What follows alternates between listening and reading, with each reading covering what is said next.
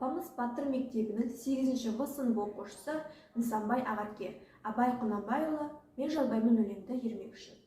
Мен жазбаймын өлеңді ермек үшін, жоқ барды ертегіні термек үшін. Көкірегі сезімді, тілорамды, жазу мүлгі жастарға бермек үшін. Бұл сөзі тасыр ұқпас талап тұғар, көңілінің көз ашық сергек үшін. Түзу кеп, қисыққынға қырын келмей, сыртын танып іс бітпес сырын көрмей. Шу дегенде құлағын тосаң сиді, өскен соң мұндай сөзді бұрын көрмей. Таң қаламын алдыңғы айтқан ұқпай, және айта бер дейді жұрт тыным бермей. Сөз айттым әзірет әлі айдаһарсыз, мұнда жоқ алтын иек саралағыз.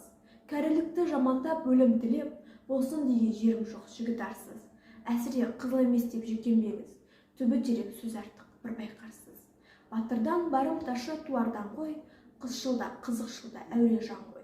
Арсыз, малсыз, ақылсыз, шаруасыз, елер мейлі маскүнем байқалған ғой. 5-6 мойсыз бәңгі күлсе мәз болып, қиналмай қызыл тілді кел, тілді ал.